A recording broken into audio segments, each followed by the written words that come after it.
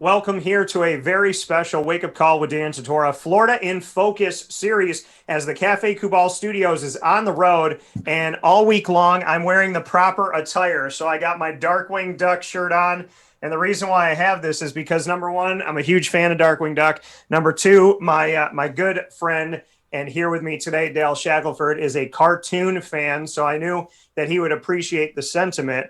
And Dale down in Florida, him and I perfectly bonding Central New York to Florida, as Central New York and upstate New York is my home, and my second home for the show is the great state of Florida. And Dale, obviously, living in both. I have lived in both. And so in this Florida in Focus series, as Wake Up Call is on the road, we use the hashtag Wake Up Call everywhere, Wake Up Call on the road, and Wake Up Call OTR. So the Cafe Cubal Studios is joining us on the road for an entire week of Wake Up Call in the great state of Florida, and I am elated and honored to have one of my closest friends in the house, and that's Mr. Dale Shackleford. Dale, how you doing? Yeah, I'm doing great. Just got done running around a little bit, trying to get Charlie situated here, so I'll have a little bit of peace and quiet while we're doing this. You know, and we got a lot of stuff to unpack and to speak about.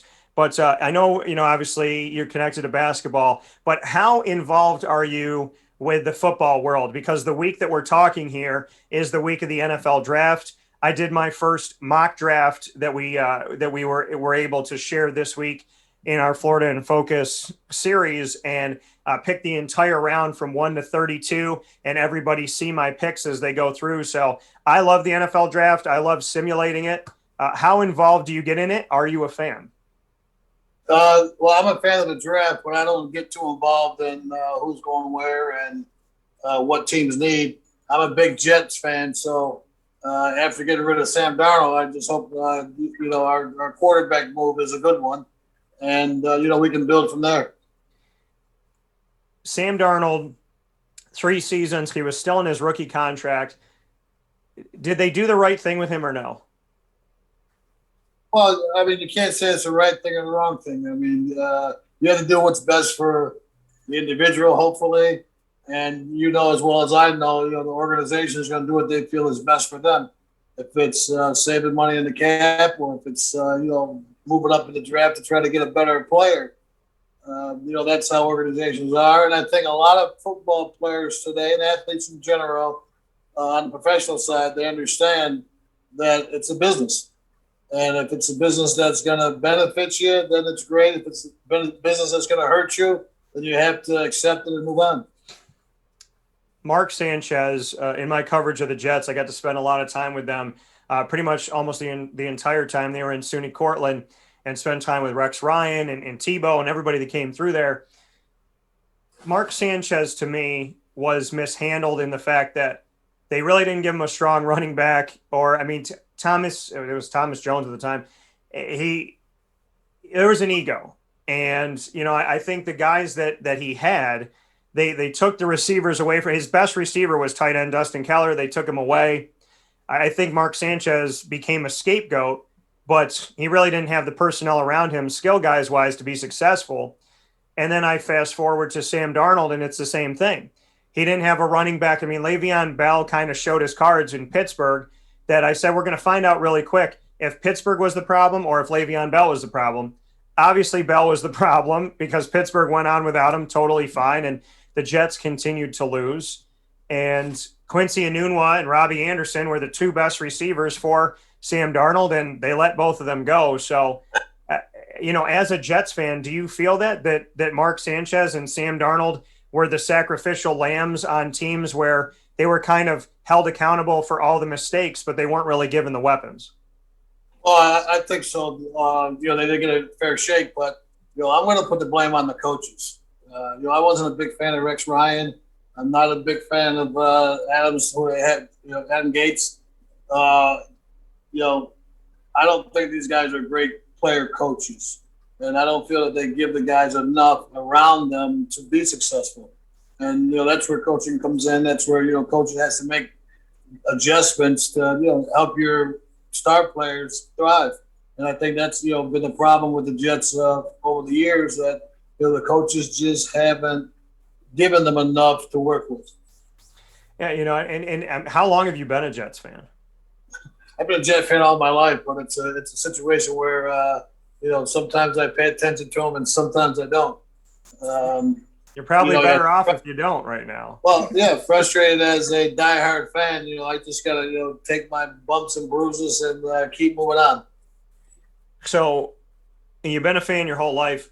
Has there been any quarterback besides Joe Namath that you liked with the Jets? Well, it's tough. Now you're testing my memory here, and you want me to name the quarterbacks you've had? I don't really pay any attention to them because they don't last long and they don't do much. Yeah. I mean, Vinny Testaverde, he was kind of like a timeless guy that was always there in a pinch.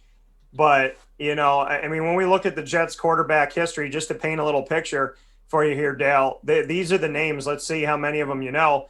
So, I mean, going through this, wow, looking at this list right now, as I kind of run through this, Joe Namath, obviously, Vinny Testaverde, Chad Pennington, Ken O'Brien, Mark Sanchez, Richard Todd, Boomer Esiason, Ryan Fitzpatrick, who's been around for 100 years, Sam Darnold, Brett Favre for a little while, Pat Ryan, Josh McCown, Bubby Brister, Dick Wood, J.J. Jones, Jack Trudeau, Mike Taliaferro, Ray Lucas, Michael Vick, believe it or not, he was there for a second, Rick Meyrer, Lee Groscup, Jalen Hall, Neil O'Donnell, Al Woodall, Frank Reich, who's a coach now for the Colts, Tebow, Matt Robinson, Glenn Foley, Geno Smith, Bryce Petty, Quincy Carter was actually there too, Greg McElroy, Brooks Bollinger, who I knew from the UFL team when he played for the Florida Tuskers down in Orlando. But I mean, I guess the other guy, if we look at history and longevity as a Jet, I guess besides Joe Namath, the one guy that most Jets fans would have probably thought would be the guy, I would guess would be Chad Pennington, right? Well, you would think so. He left. Where did he end up going to Miami? I believe he's been very successful. Even look at Ryan Fitzpatrick. Everybody seems to do better away from the Jets than they do with the Jets, and that's probably going to be the situation with Sam Darnold. Is going to be the same thing. Once he leaves the Jets, he's going to start playing better. He's going to have better players around him. He's going to have excellent coaching. So, a lot of those players, I attribute to their downfall as, the coaching situation. Yeah, we look at of the guys that had at least 12,000 yards passing for the Jets in order. Joe Namath with over 27,000 leads them all, 27,057. Ken O'Brien, Richard Todd, Chad Pennington, Vinny Testaverde, Mark Sanchez, Boomer Esiason, Sam Darnold, Ryan Fitzpatrick, Geno Smith. So Sam Darnold, for only spending a few seasons, 3 seasons there, he is 8th all-time in Jets history. So did they make a mistake in letting him go? Well, I think they did. I think, in order for him to have a fair shake, he needed other players around him. Offensive line wasn't really that great for him this year. He really didn't have a good running game for him to, open up for his passing game. So I think, with the little injuries that he's had, I don't think that he had a fair shake. Hopefully he's 100% healthy now, and, all the best to him. Now, where do you go to? Carolina. Panthers? Yeah. Yeah. So, I hope that, he's more successful there as he was with the Jets. Well, I mean, that's how it seems to go. If you, like you said, if you leave the Jets, you get better. If you come to the Jets, you get worse. So. Well, if you come to the Jets with certain coaches, you get worse. Yeah. I mean, it's true. I mean, so the Jets have the 2nd pick this week, and you and I are here for the Florida in Focus Tuesday show. So Tuesday for April 27th. Couple days away from the draft. Number 1 looks like it's going to be Trevor Lawrence to my Jaguars. Number 2 looks like Zach Wilson out of BYU, the quarterback to the Jets. Are you okay with them, 3 years after drafting Sam Darnold, to let him go on a rookie contract and already draft another rookie quarterback? Do you want? Is that what you want? Zach Wilson for them to draft a quarterback at 2 overall and try another franchise hopeful? Well, personally, I feel that all these guys deserve an opportunity. They played excellent in college. If this is what the cards have dealt you, give them the opportunity to see what they can do, and that's the biggest thing. You've got to give these guys a chance to get acclimated to the NFL game and put some players around them where they can be successful. As far as having a rookie quarterback, these guys have played football a long time. I think the bottom line is getting used to the different speed of the game. The game is a lot quicker in the NFL. Guys are a lot stronger, and that's probably going to be the only difference for a lot of these quarterbacks coming into the league, and even some of the receivers coming into the league. This coming from Dale Shackleford as he is here with me in Florida in Focus, our second day of our full week of Wake Up Call on site, on location in the great state of Florida. And Florida in Focus, our second home with Cafe Kubal Studios on the road here in your Wake Up Call. A lot of stuff to unpack with Dale. We started with the Jets, with this being draft week. Next thing I want to get to here is you had the opportunity to interview your former head coach, Jim Boeheim, on the Salt and Pepper Show. Tell me about what you took away from talking to Jim Boeheim. Well, Coach has always been, the type of person that's, he tries to keep everything positive. And, that's what I got out of him on the show on Sunday. He's very excited about having, both of his sons on the team this year. Hopefully, they'll do well, and hopefully the team will do well. We talked a little bit about the guys that have transferred and the transfer portal and that. And,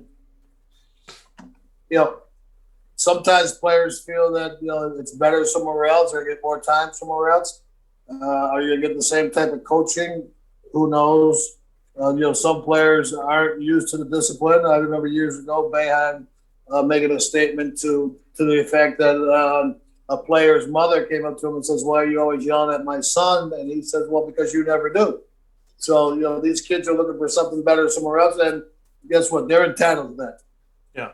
If my dad's always told me, if you're not happy with doing something, then you got to find something you're happy doing, and you have to enjoy doing what you're doing. So, I don't fault the players for going somewhere else. I think that some of them should have probably stayed at Syracuse, and that's just a selfish reason. But as you're seeing, players come and players go, and every year, Syracuse seems to regroup and find a way to bring players in that's going to fit into their system. Yeah, in dealing with this transfer portal, the intra-conference transfer rule gone away. The ACC went away with it, and other conferences did as well. The rule that if you went in conference, then instead of sitting out a year, you'd have to sit out 2. So that's gone, at least for now. The ability to play right away is available to these kids. The extra year where essentially they get a do-over from Corona. So if they had 3 years last year, they still have 3 this year, as if last year never happened. And to set the record straight for the 100th time to the fans, because some of them are still trying to correct me and other people out there, it's not 2019-2020. If you played in the 2020-2021 season, if you were on the roster in 2020-2021, that year is a do-over. That is why Kadari has 4, Woody has 4, John Boljak, because he was a redshirt freshman, has 4, Braz has 3 because he was a redshirt sophomore. So the do-over year is this past season, not the season before. What are your thoughts on intra-conference? The intra-conference kind of hit to your how many years you have to give up or wait, essentially, with the intra-conference rule not being there. That doesn't hinder you from going in conference from like Duke to Syracuse, North Carolina, whatever. With that rule gone, with the ability to play right away, and with a do-over year, what do you think that's doing to the game as we've seen a very, very polluted, I guess I would say, transfer portal? And what I mean by that, I don't want to say polluted, a very stocked transfer portal. What do you think about the fact that there's no intra-conference rule? You can play right away, and you get a do-over year as well. Well, people have to understand that there's probably maybe over 1,500 players that went through the transfer portal. There's not that many spots. There are kids coming out of high school that were top players in the country that are guaranteed some of those spots. Yeah. Every player that went in the portal isn't going to be able to go to a decent school or a great school or a championship caliber school. People have to realize, what we have to be careful also to where one school can't load up on these players. And I think that's what we're getting to. We talked about, my partner and I on Salt and Pepper talked about, these college teams making super teams now, with the transfer portal the way it is. I think, something is going to have to change, and it probably will after this year. Once all this gets sorted out before next season starts, we'll see how it pans out. And, we may go back to the rules where, players would have to sit out. I understand, with the COVID situation, every college and every university in the country went through the same thing. Some clubs were affected differently than others. Now, if it's a fair process all the way around, then, this year shouldn't be a problem. But, in the future, I think that they're going to have to do something where we're going to have to go back to, players transferring, sitting out. And the interconference really doesn't matter. Teams are going to recruit the same way they've always recruited. Kids are going to want to go to the schools that are always considered the better schools in the country. So, those positions are going to be limited once again. I mean, right now I think schools are going to be given an extra couple of scholarships. But still, 15 to 16 scholarships, you've got 300 and something kids coming out every year that are good ball players. So there's not many places they're going to be able to go. You're not going to stack it that much. But right now you have a great opportunity to possibly do that. And people don't realize players that have been at a place for 4 years, we said it before, looking for a change of scenery, looking for something different. They've been in a program for 3-4 years, and they say, "Well, I got another year eligibility. Let me see how it is somewhere else." I think players are entitled to that. I mean, coaches, they get better deals at other places, and they can go and coach right away. So right now, I think players should be able to do the same thing. If they're not playing or think they should play more, and they feel they can do that somewhere else, then they should be granted that opportunity. And right now, given the opportunity not to sit out, take full advantage of it, because guess what? Someday it may be gone, because if the NCAA gets control of everything, who knows what's going to happen. And I guess the thing is, once we've opened this door now, can you not close it? Once you dissolve intra-conference penalty for transferring inside of your conference, when you let a kid play right away, like you said, a coach can coach right away when they leave. Or, the notion of the free year, obviously you can't do that again, barring anything else crazy that happens, though. I mean, can you go back? If there's the rule to play right away and the NCAA is allowing that, can you go back to making kids sit out a year? Can you go back to intra-conference penalties and making you sit 2 years instead of 1?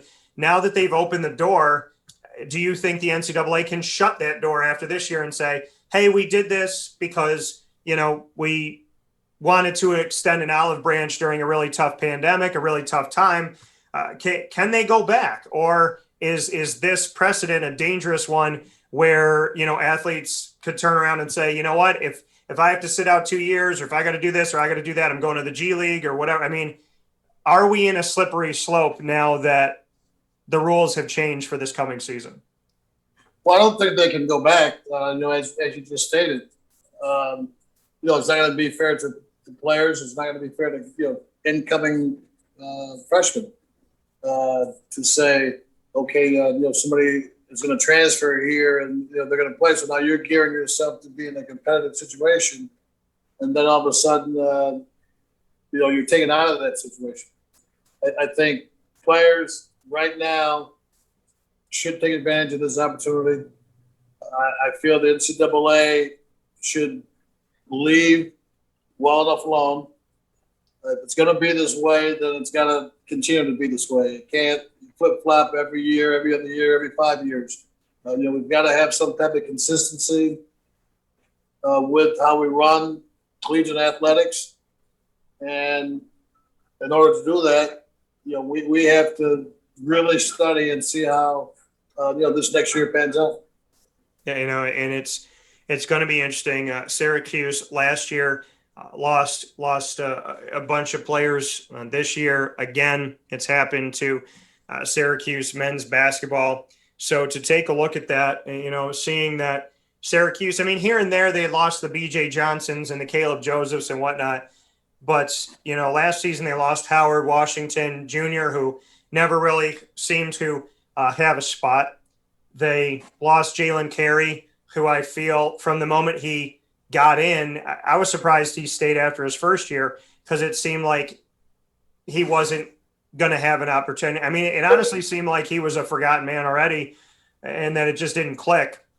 So, you see those guys leave. Torian Thompson had a lot going on with his family in New Jersey, and so he had left over, history. But now seeing this season, Woody Newton is at Oklahoma State and has 4 years. Robert Braswell is at the University of UNC Charlotte with the 49ers. He's got 3 years.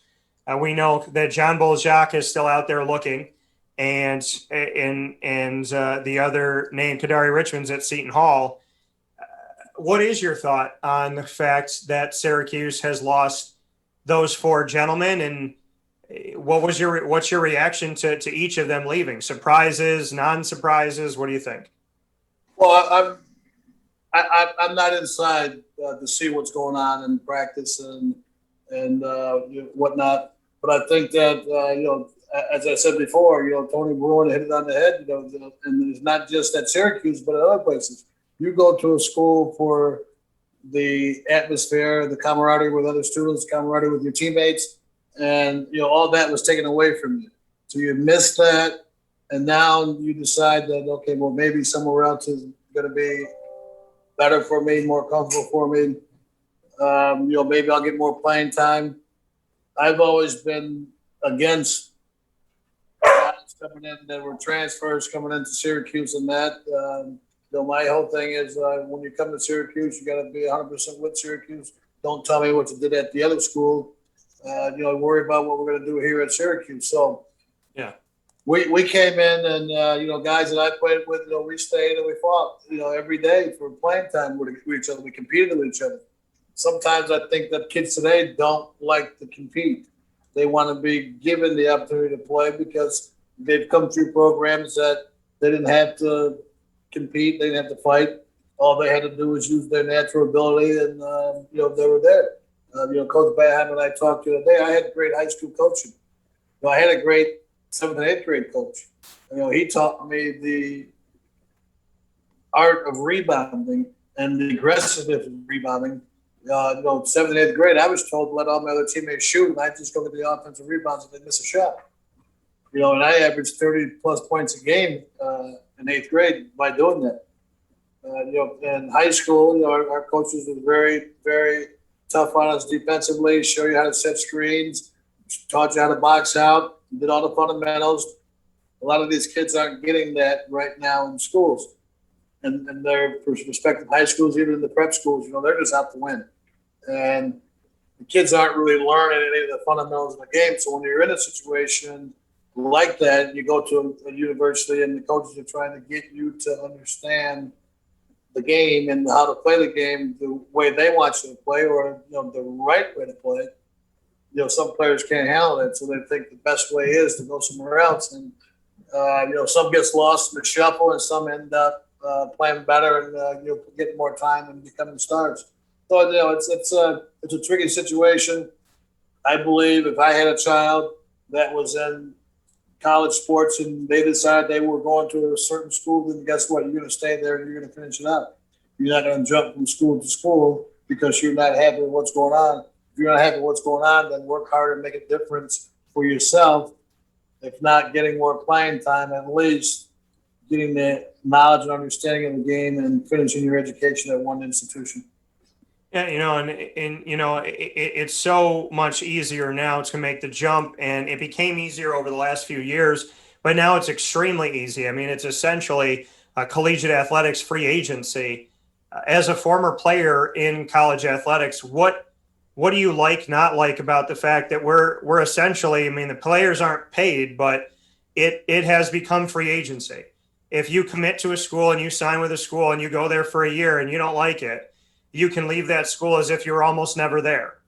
And in the case of Kadari and John Boeheim and Woody Newton, because of the years that they have eligibility wise, it almost looks like they never touched Syracuse. What do you think about the fact that we are having amateur athletic free agency? Well, it's tough. I don't, like I said, I don't see how, kids are, being rewarded for, not fighting, not continuing, not wanting to be at one place and going to another. And then you're given, extra years to participate. If you start at one school, once that first semester is over, then, that's your year of eligibility. And used to be you had 5 to complete 4, and now, they're getting, 6 to complete 4 or whatever. They're given no time off, no penalties, which, as I said before, coaches leave and players are being recruited there, and they were under the understanding that was going to be with this certain coach. I can understand a player being able to leave because the coach left, but not because he's unhappy with where he's at. You've seen the coach, the coach, you've been through their program. I think that you should be obligated to stay there. We look at the fact that this season with Woody Newton, coming out of 2020, 2021, Woody Newton, Kadari Richmond, John Boeheim, as I said, Robert Braswell, all in the transfer portal. So, obviously most of them have found homes already. Quincy Guerrier is testing the NBA waters, but hasn't made a decision. Marek Dolezaj, played 4 years and could have had a free year. And I reported beforehand, before it all came out, that he was going to go professional as I had gotten that information, and I posted that early on in actually the first day of April that he made that decision. And now Alan Griffin has decided to go to the NBA, but not test the waters, to essentially look at hiring an agent. And once you hire an agent, you cannot come back. So Syracuse lost 4 to the transfer portal, Marek Dolezaj to finishing up and graduating. And then, looking at Alan Griffin, that's 6 gone. Quincy could be 7. Boeheim only plays, 7. So a total, outside of Joe Girard and Buddy and the return of Barama and some play of Jesse Edwards, this team is totally a different looking team from this past season to what's to come. What are your thoughts on the fact that Syracuse has lost 6, if not 7, when all's said and done? Well, you got to look at the guys that were factors in the team. I wouldn't blame Marek Dolezaj for leaving. He had 4 brutal years at Syracuse, in the trenches, getting the, excuse my language, the crap beat out of him every game. And, if he can make it professionally, I'm quite sure that he can go back over in Europe and play and not be as physical and, be as successful. Quincy Guerrier, testing the waters. That's fine. If you don't sign with an agent, you can come back. For him, that's good to see. I think that, Quincy Guerrier's game needs to improve, especially on his, offensive rebounding or defensive rebounding. He's got to improve on his shooting. And these are things that, NBA scouts will let him know. Alan Griffin, signing with an agent or whatever, somebody's giving him some type of information, for him to do that. If it's, NBA, G League, or, going to Europe. So, in saying that, these guys have got to look at their futures. Some of these guys have children that they need to worry about taking care of. That might be a factor in some of their decisions. Some of the younger guys that didn't play this year that thought they should play, going somewhere else, You wish them all the best. I mean, most teams you look at throughout the country, excuse me, aren't playing more than 7 or 8 players.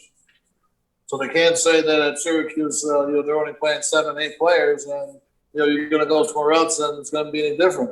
Most of your major colleges last year and in the past have only played about 7 or 8 players, and somebody's got to tell these kids something to make them believe that they're going to go elsewhere and they're going to get more playing time.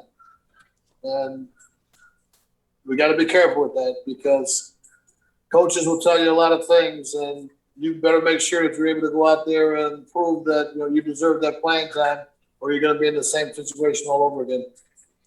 Yeah, and that's the thing. I mean, looking at this, and I want to go to Quincy because you talked about it.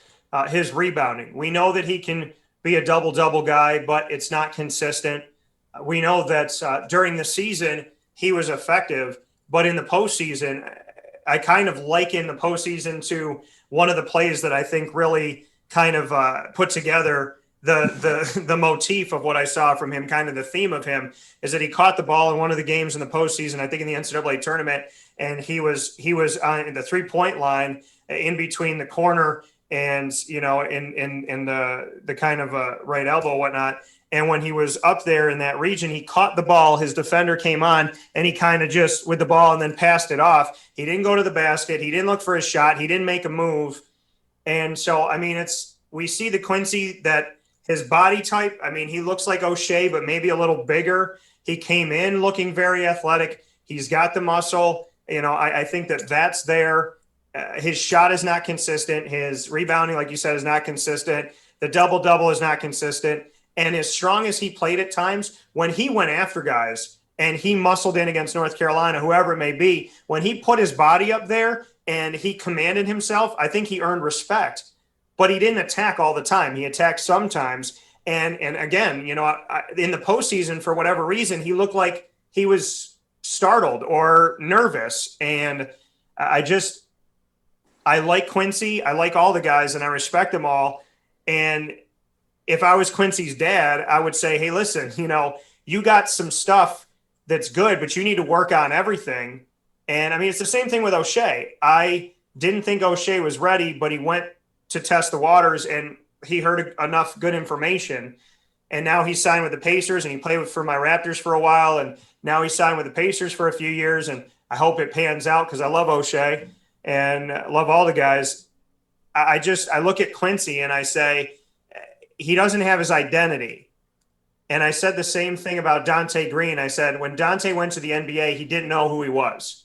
Right. He didn't back anybody down consistently, and it was like he shot threes and then he backed guys down, but he didn't have a this is who I am. And I just feel like with Quincy, without being a dog attacking all the time and without any consistency in any of the areas he does well, unless he shocks people at the combine, I don't see how he makes the jump. Not yet. I think that with him going there, I think the NBA people will be very honest with him. And, whatever they tell him, because guarantee you, they told O'Shea Brissett something because he went out and worked hard and he earned his way back into the NBA. And hopefully, the same will be for Quincy Guerrier. Quincy may have to come back to school and do that all over again and try to, get ready for next year's NBA. But, you got to make sure that, you listen to the right people. You always got to make sure you're doing the right things. We had Bernie Fine coached us. He showed us a lot of ways to be physical in the game without hurting ourselves and without hurting the opponents. And, that's what, Quincy needs, a guy like that to, show him how to be a physical player consistently. Like you said, he's got the body. He's definitely got the strength. He can do it. I mean, he had a little knee problem, late in the season, but he still could play well. And he's got to have the mentality that it's got to be every game in and game out. Yeah. You can't worry about what happened last game. You can't worry about what happened in practice. Yes, you worry about your family, but you got to worry about what happens between those lines once that jump ball goes up. You got to try to at least block them out for that 40 minutes and take care of business there, because that might be your ticket to take care of your family. Yeah, and as we look at this team for Quincy, I think it would behoove him to come back. Alan Griffin was the one person that I thought if anybody was going to transfer, I would have put my money on him. He transferred in from Illinois, and he, played one season at Syracuse, had a game with 7 blocks, had a block that Boeheim said was the best block he's ever seen in the Dome. He hit threes sometimes, but there was a lot of other question marks. Was he coachable? Did he listen? Did he care? Was it a joke to him? I did a lot of post-game interviews with him where I just didn't feel like he was there. There's a lot of questions I had with Alan, and I just look at it like, if Quincy's not ready, how is Alan ready? If you could shoot threes and you got that body type, that's great. But I'm not shocked in the fact that Alan Griffin makes decisions that he's kind of an enigma that doesn't make a ton of sense to me. So I'm not shocked that he entered the NBA draft, but I just don't understand why, if Quincy's not ready, I don't see in what world Alan's better prepared than Quincy. I just don't see it. Well, I don't see it either. And, I felt, watching the few games I did watch this year, Girard, Buddy Boeheim, and Griffin, those 3 guys had the green light more than anybody. Yeah. And you gotta be able to take advantage of those opportunities in that situation. He was able to shoot the ball anytime he felt like it. He could take a shot, he can take a 3, he can dribble the ball up the court and just pull up and shoot it. He had that green light. But if you're given that type of freedom, you got to make sure that it's consistent and it's going to be guaranteed that you're going to make the basket or at least make a decent play. And a lot of times, I've had the biggest problem with him is on the defensive end, to where he never boxes out. If you're on his side for an offensive rebound, you're probably guaranteed you're going to get it, because he's not going to box you out to prevent you from getting it. Yeah. So I didn't see him enough this year, but what I saw of him this year, I didn't think that the NBA draft would be a choice of his. I thought that the least amount of time that he started getting at the end of the year would have been a criteria for him to want to transfer again. But there again, somebody's telling these guys something, and they're going for it and they're believing in it, and hopefully they're going to work hard enough to make sure that they're doing the right thing. Yeah, and it definitely throws me off. But we look at the team and the makeup that we have. If Quincy is to come back, this is what the team looks like. Joe Girard and Symir Torrance at point guard. Buddy is the only shooting guard on the team. Cole Swider and Benny Williams arguably at small forward. Quincy and Jimmy Boeheim at power forward. And then Barama and Jesse Edwards at center. So essentially, Syracuse is riding 2 deep in every position except for the shooting guard. And if I had to put my feet to the fire right now, I would say on day 1, Joe Girard at point guard, Buddy Boeheim at shooting guard, Cole Swider at small forward, Quincy Guerrier at power forward, and Barama Sidibe at center. And I know some fans will disagree with me, but, I say there's a difference between what I think should happen and what I know Boeheim's going to do.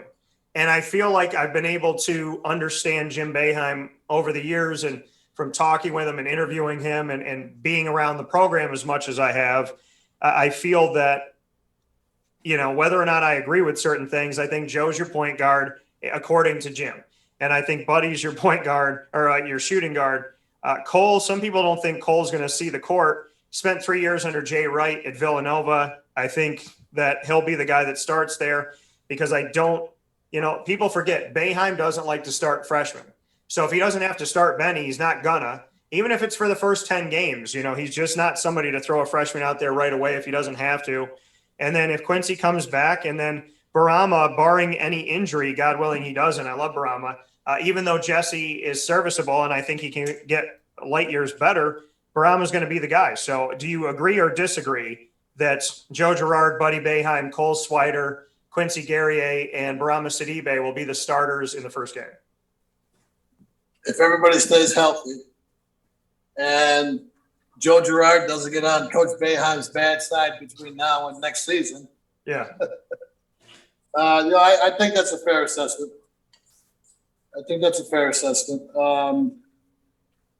I know sometime or another, I think Jimmy's going to break the lineup somewhere or another. They might even throw him in as the small forward. Yeah. So there's a possibility there that and to be honest with you, I think Jimmy's a decent shooter. He's not the fastest guy in the world, but he'll get to the right spots. He'll at least know where to be on the floor, and that's what you need, especially on your offensive end. You need guys who know where they're supposed to be, know where they're comfortable shooting from, and being able to pass the ball. Seeing that this team is essentially going to have 9, let's say, if Quincy comes back, 9 guys. Boeheim usually plays 7 or 8 at most.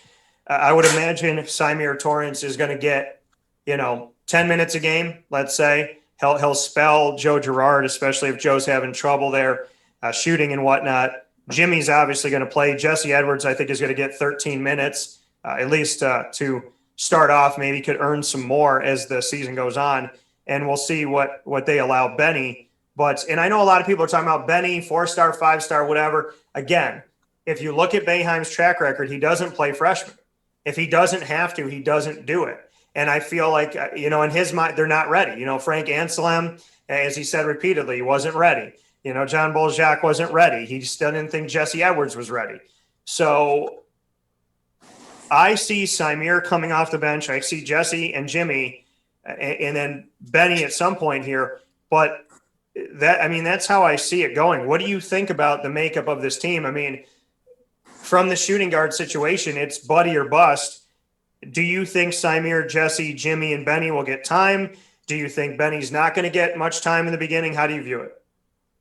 Well, I think all those guys are going to get some time this year as opposed to the other years. But understand the transfer portal is still open. So there's still a lot of guys out there that aren't committed anywhere yet. Yeah. So Syracuse still has an opportunity to grab some guys, and I think that there's a lot weighing on what transpires between now and September. Yeah.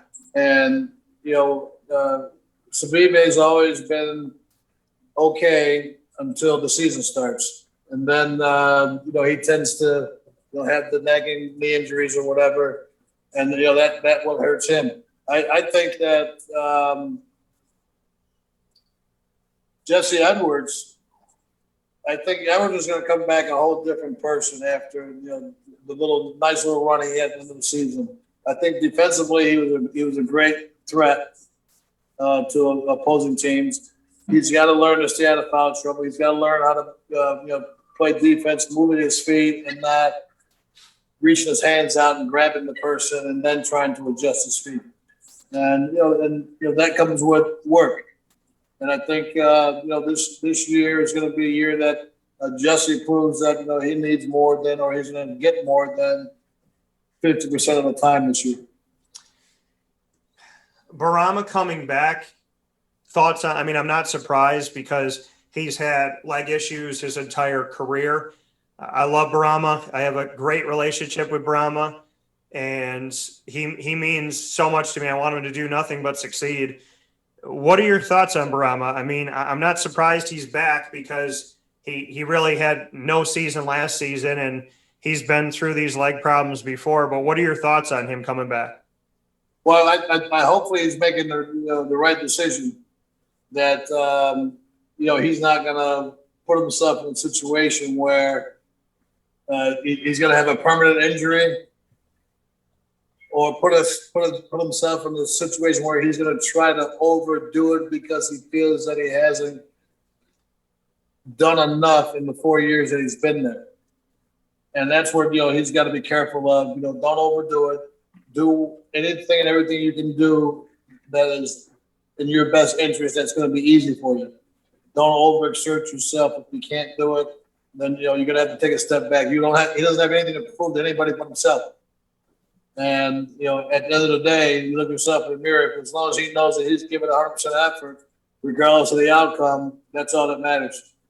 Because as you said, you, me, and there's probably thousands and thousands of other people that really like Boeheim. So that's the least of his worries, is if people like him or people care about him. Quincy, if Quincy doesn't come back, what does that do in your opinion? If he's not there, then you got Cole at the front court, who's new. You got Benny, who's new. You got Jimmy, who's new. You got Boeheim coming off an injury and Jesse trying to find his footing. You really don't have any veteran who's been healthy. So without Quincy, your entire front court is relatively new guys and one veteran in Boeheim who hasn't been healthy. How do you look at it if worst case scenario Quincy doesn't come back? Oh, worst case scenario, I think Jimmy will be there. I can see him going into that position there. For some mysterious reason, if Quincy's not there and Boeheim gets hurt, Jesse's got to step up. I think Benny's going to get some time. Regardless of Coach Boeheim non-traditionally playing freshman, I think Benny's going to get some time. He's going to come in. He's going to earn his playing time. He's going to work hard. And I said it to Coach before or last week, and I said it to a lot of people. Syracuse teams seem to play better later in the season, and I think with time and with them able to get some of these preseason games in this coming season, as opposed to not being able to do them this year, and hopefully there will be no interruptions with COVID and quarantines and all that stuff, that these guys can get together and be out together, and at least be able to socialize with each other, to where you have some type of camaraderie on and off the court. Speaking here with Dale Shackleford, a good friend of mine and part of Syracuse's men's basketball history, and this Florida in Focus series that we have, Wake Up Call on the road, the hashtag Wake Up Call OTR, with our travel cafe Kubal Studios. Just as you get that travel mug for your coffee, so as our studio travels. Who was unfairly treated the most by quote unquote fans that we both know are not fans? They're unhappy people. Who was most unfairly treated, in your opinion, by internet trolls? Joe Girard III or Buddy Boeheim?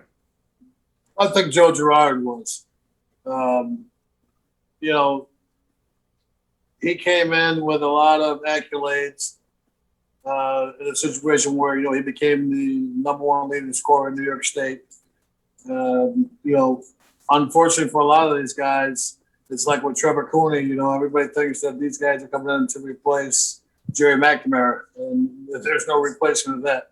Yeah. So, the pressure is there from when they walk in day one, and, people expect every day that, these guys are going to drop 20, 25 points, and it doesn't work that way, because you got to understand, college basketball, guys are going to play defense. We saw in the game against Houston where, they were all over Buddy. He couldn't get a decent look. When he did, he was knocking down, but, he had very few. So I don't think Buddy got, that bad of a shake. I just feel that, with Syracuse fans in general, they can't take it out on coach too much, so they're going to go after his son. And, that's just part of life. And, we as a athlete, we just block those things out and keep moving on. I mean, I'm quite sure that, if I would have reacted to everybody that booed me or said something to me during the course of my career, I probably wouldn't be where I'm at right now. So, I'm quite sure those guys don't pay any attention to that.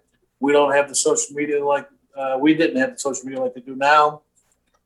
And, I hopefully, these guys are turning that stuff off and, staying positive and, You got to stay with the program for yourself. And once it's over, then you can address those issues. But guarantee you, once it's over, those same people that were booing you are going to be the first ones that's coming to you asking for an autograph. Yeah, see, I mean, the transition of the Buddy haters, he's only on the court because of his dad, turned into Buddy Buckets T-shirts being sold. So, what can you say about the evolution of the he's only playing because his father? There's no leash on Buddy. He doesn't have to play defense. If I heard from people during the season that said if other people made mistakes that Buddy made, Jim would have pulled him, but he didn't pull him because it was his son. What do you think of those comments? And then what do you think about the fact that it went from Buddy's only playing because of his dad turning into people spending $20-$30 on a Buddy Bucket shirt right before the tournament?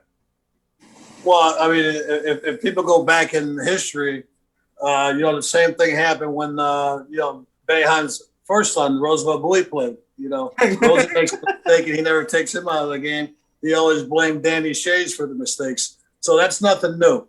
I'm used to seeing that. But, the thing is, I think Buddy has been around basketball long enough, been around his son long enough. Yeah. Understand that he realizes when he makes a mistake. He knows that he made the mistake, and it's going to be corrected without me having to say anything to him because that's a day-to-day relationship that's been going on for many, many years. And that's the type of relationship they form with each other. For me to play for Coach Boeheim as a coach and not my father, of course I'm going to see it in a different way because that's his son. I'm going to say, oh, well, you're not your son like you're not me. But if he was with me every day as my father, I'm quite sure he would have been on my case all the time so that when I did make a mistake in any situation that he'd know. My father didn't coach me in any sports, but my father knew how I should play when I was out there playing. And he would let me know, and he'd let my coach know that I'm going to discipline him, you coach him. So if I made a mistake, my father would definitely let me know I made that mistake. And I think that's where a lot of parents are. Instead of a parent being there to encourage your kid to do all the wrong things, encourage your kids to do the right things. And I think Coach Boeheim has raised his sons and daughter to where they understand when they make a mistake and all he has to do is give you that look or yell your name out, you're going to correct yourself. Jimmy and Buddy on the same team. Again, like the Marek thing, I wrote this well before it came out officially. And you could go check those on WakeUpCallDT.com's articles page. Jimmy Boeheim coming to Syracuse, transferring from Cornell.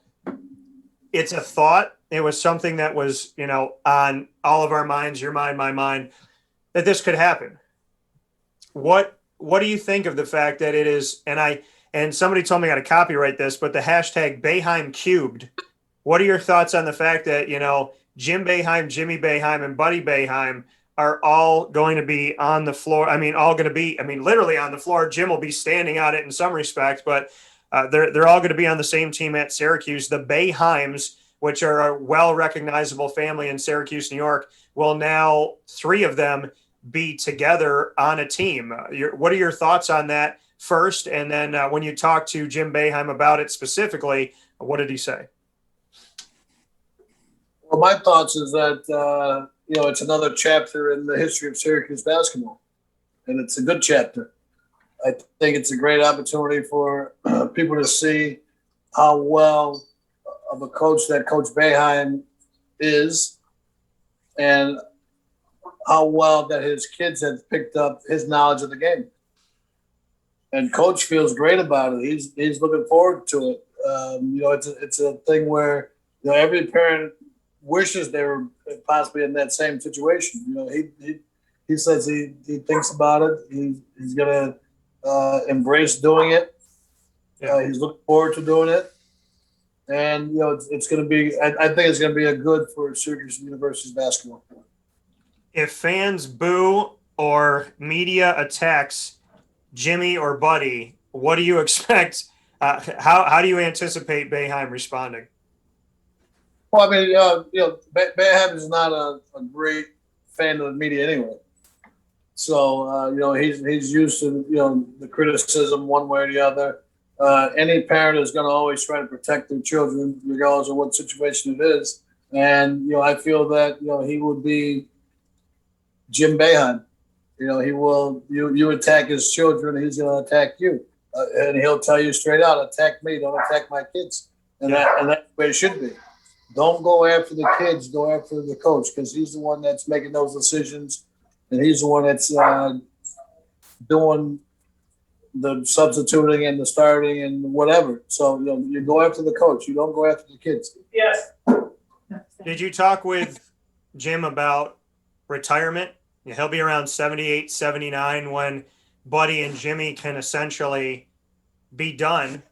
The way I think about, well, you know what? I'm not going to load the question. I'll say it after. But did you talk to him about retirement? And do you think that he will coach beyond Jimmy and Buddy? Well, I didn't talk to him about retirement. I think, he's going to hear enough of that. And he has probably already heard enough of that from other people. And, I just hope he keeps coaching until he feels he's had enough. And he goes out the way he wants to go out, not being forced out, not because, he feels that, he can't do the job anymore. And if he does retire or when he does retire, he's had a great career. And I'm very fortunate that, I had, I want to say 4 years because he was an assistant coach when I was a freshman. And, he worked with us a lot. And, I had him as a coach for 4 years, 1 as an assistant and 3 as a head coach. I've been around him all the time. And, my biggest concern is, and I asked him is, when they're going to have his basketball camp again. That's interrupted my summer vacation. I spent my summer vacations doing Syracuse basketball camps. And, now that's been canceled this year, and hopefully it'll come back next year. But I don't think, coach is going to stop coaching when he feels like coaching. And I would imagine that the best way to do it is when both of your sons are done, maybe he'll be done. Or maybe he'll say, well, I can coach 1 more year without my sons or 2 more years without my sons to prove that, I am a good coach and we can win, not just because my 2 boys are playing. And it's not about favoritism. It's about competition and about, who's going to be there and capable of playing in those games.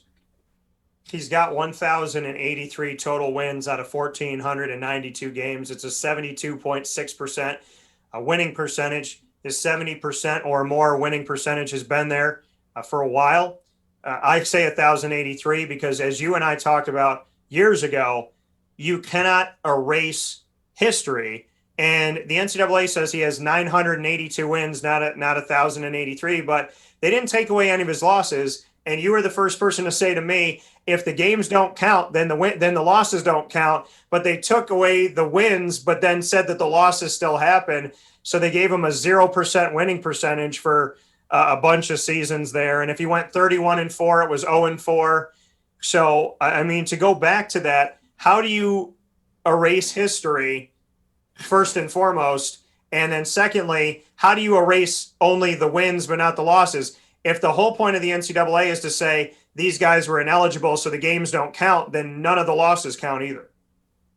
Well, Dan, your show is a little more respectful than mine, so I want to be as clean as possible. The NCAA can do whatever they want to do. Syracuse history has already been written. They cannot change Syracuse's history. They can do whatever the NCAA wants to do in their own eyes, in their own books, and they're probably the only ones that are doing it that way, because anyone and everyone else knows that all the games that Coach Boeheim won, he's well over 1,000 wins. And whatever the NCAA says, if the games were taken away from him, then those teams that they played get the win, or they just got 0 also. Something's got to give. Did they keep their losses? I don't know. I mean, I don't know if anybody knows the answer to that. Yeah, and I think the thing is, when you look at this, I've joked with people the last couple of years that Jim Boeheim will be the only coach to get to 1,000 wins twice. He's Right. only 17 away from doing it again, so I'd imagine he'll do it this season. But what are your thoughts? I mean, when we look at the top 10 coaches in history, when we look at the actual numbers, Mike Krzyzewski has 1,170. Jim Boeheim has 1,083. Roy Williams just retired with 903. He just got to third on the list, passing Bobby Knight, who's four with 899. Dean Smith, 879. Jim Calhoun, 877. Adolph Rupp, 876. Bob Huggins, who's at West Virginia, obviously now, 828. Eddie Sutton with 806 and Cliff Ellis with 800. A lot of these guys in the top 10 are from the ACC, and the top three are all ACC coaches. And Coach K from Duke, Jim Boeheim from Syracuse, and Roy Williams from North Carolina. But the difference between that top three from the ACC is that Boeheim is the only one of the winningest coaches in the top three that did it all at one school. Your thoughts? Well, plus he got most of those wins in the Big East. True. Very true. So, yeah. I mean, it's a testament to him and to Syracuse University for giving him the opportunity to coach that long. And for him not wanting to go anywhere else. That's a testament to him. He loves Syracuse University. He always has, and I think he always will. And I'm glad that he was able to do it for so long at the institution and the place that he loves. He we look at the fact that this will be his 46th season. There's Charlie. I got to ask you this though, talking about Boeheim. Charlie obviously has his name and is awesome, but Charles Barkley is someone that Boeheim's not a big fan of. If Charlie and Charles Barkley were in the same room, what are your thoughts? Oh, he'd love Charles Barkley. I mean, Charlie loves people. He may bark when he first comes in the door, but other than that, he's gonna, hug him and try to give him a little kiss and lay down and relax next to him. Do you like Charles Barkley? Yeah, I enjoy Charles Barkley. I think Charles is a very good entertainer. I think Charles knows more about the game than people give him credit for. Yeah. Charles has done well, and I think he understands a lot about I want to say society as a whole. If it be politics or if it's basketball and other sports, regardless of how bad his golf game is, I think Charles does a great job at what he does, and I think Charles is a good ambassador for basketball.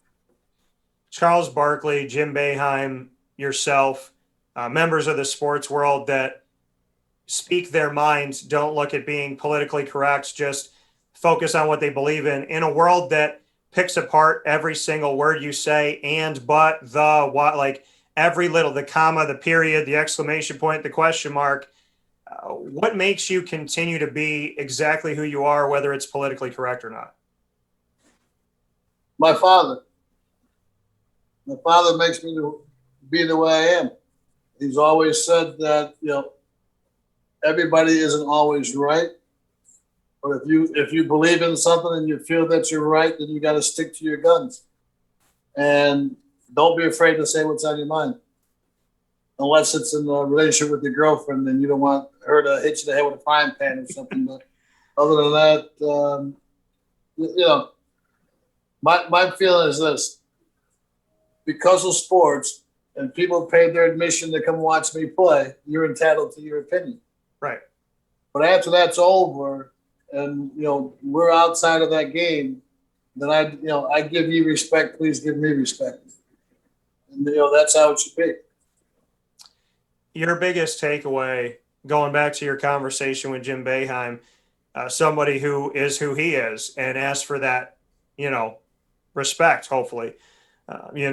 What did you take away from your conversation with him and being able to talk with him on your show? What were the biggest takeaways you had? Well, first of all, I was surprised he answered the phone. But he texted me and said he would. So, that was great. My biggest takeaway of Coach Boeheim is that he's got a hell of a memory. He remembers things that happened 40 plus years ago that, me 40-something years ago, I probably forgot 50% of the stuff. I think Coach Boeheim is very passionate about the game. I think he is very loyal to all of his players, regardless if you're there 1 year or 4 years. And I just feel that, he just wants to, keep enjoying doing what he's doing. That coming from Dale Shackleford here in our Florida in Focus special series as Wake Up Call is on the road in the great state of Florida, our second home inside of the Cafe Cubal studios. Dale, before I let you go here, Syracuse Orange women's basketball, we spoke about it off the air. Coach Q, I'm very, very honored to have the relationship I have with him on and off the court. This man has put together top 8, top 15 this coming season, a top 11 recruiting class in the nation. They come from Toronto, Ontario, Canada, from Texas, from Washington. What are your thoughts on Coach Q? The world seems to downplay his top recruiting classes, downplay the fact that he's the first coach to bring Syracuse women's basketball to a Sweet 16, an Elite 8, a Final Four, and a championship. His coaching tree has had people like Adni Amadou, as well as Tammy Reese. Von Reed is there now. A lot of great people have come through. My guy, Cedric Salas. There's a lot to be said about what he has done for his assistant coaches, for his players, how he's recruited. But, the media, not me, but the 99.9% wanting to be negative.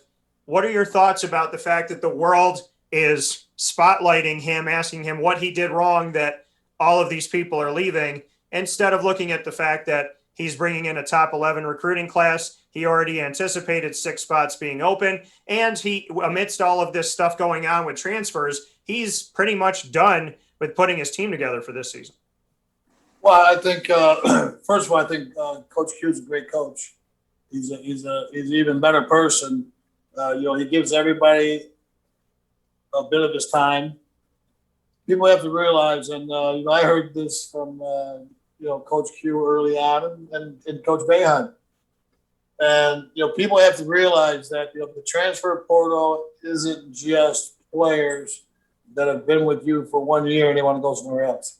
He's had players there for 4 years under his tutelage, and these players are feeling that maybe I got 1 more year eligibility. Maybe I want to see how it is somewhere else.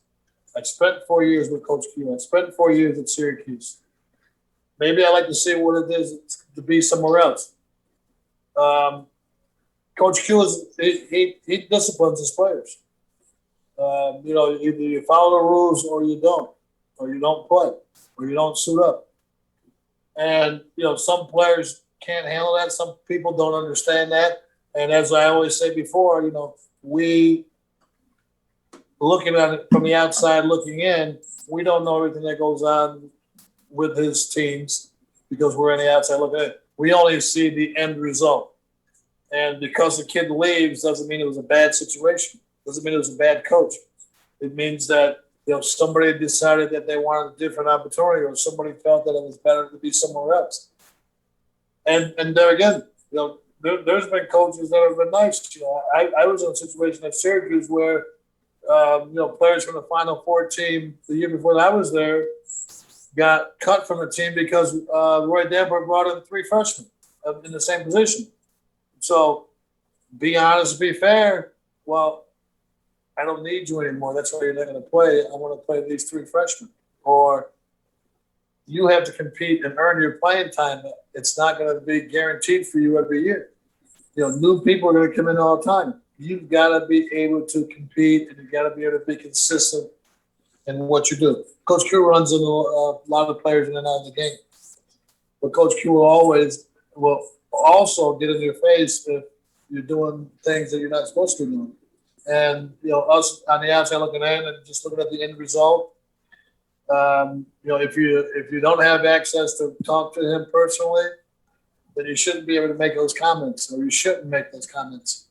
And players today are totally different than a lot of us are used to because we're given all these opportunities to make those type of moves. Yeah. And sometimes we feel that if I don't do it now, I'll never do it. I moved to Florida in June. And if I didn't move in June, I probably never would have. So guess what? I made the move when I felt deep in my heart that I should make the move. And Crystal, I made the move. And that's what people got to do. If you're not happy with something you're at or where you're at or what you're doing, then you got to make that adjustment, go somewhere else. And a lot of kids aren't happy with their playing time. And a lot of parents aren't happy with their kids' playing time. Then leave it to the child to decide if he wants to stick it out and fight it out. Don't make that decision for them, and they're going to have regrets later on in life.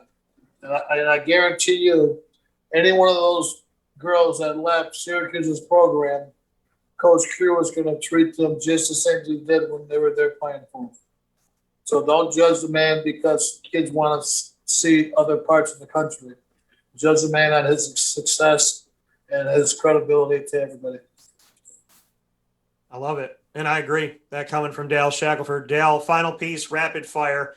3 questions. You can ask me anything you want. So on the court, off the court, literally anything. You got 3 questions. You now get to take over Wake Up Call for the next 3. Where's the dog? The dog, she's right here. No, your dog. My dog? Yeah. Yeah, she's right here. Come here. She won't come over to me. You won't come on the camera? Yeah, hold on. Let me see if I can. Come here. Come here. Come. Come here. Come. No? You're not gonna? You're gonna play games? All right. So she might come over. She actually just opened the door, so we'll see if she comes over or not. But yeah, she's here. Lily's here. She's camera shy. She's not like Charlie. Yeah, so she loves the camera, but she likes to play with her father. She likes to make me run around. So that's her ways. So what else you got? So when you come down to Florida, do you water ski at all? I've never done it, but I'm not opposed to doing anything. So I would do it. You want to come over here now? You know, you're being a pain. Come here. Come here. Come here. Come. Come here. Come here. Good girl. All right. Good girl. Here she is. All right, last question, right? Yeah. Roosevelt's almost got the seats on his boat. Yeah. Are you going fishing? I told him that I would go out with him. I definitely would go fishing with him. Do I need any pointers about going fishing with Rosie? Just make sure everything's balanced and there's no holes in the boat. Yeah, what am I supposed to do with that? And wear your life jacket. Okay, fair enough. But yeah, have you been water skiing? You asked me. No, I haven't water skied since I was in 8th grade. Actually, a freshman in high school, or at Syracuse. I'm sorry. That was the last time I worked at Camp Nazareth. It was my freshman year at Syracuse. Fair enough. Is there anything you want to ask Lily? Lily, when are you going to come down and see Charlie? You want to go down to Florida? He'd love to chase you around the lake. Yeah, she's so tiny. She's so he's great with little dogs. He loves little dogs. Yeah, she's a little monster. But no, she's a ham. She made me work for it, though, to get her on the screen. So you say hi to Uncle Dale? No shy. Right there. So that coming from Dale Shackleford here on Wake Up Call with Dan Tortora on site. Florida in Focus series, our Florida trip with Wake Up Call with Dan Tortora, Cafe Kubal Studios on the road. Dale, awesome conversation as always, and flowed like it was 10 minutes. So thank you for everything you do, more than anything for our friendship. And, you know, every time we catch up, it just feels right to talk. And there's always good stuff. I think if anybody goes through our time capsule, there's a lot of fun, a lot of honesty, and just good friendship. And, you know, I appreciate you very much so, and I miss you, but hopefully we'll get to see you soon. All right, Dan, and thank you very much. And you be safe out there. I will. I'll see you soon. See you soon.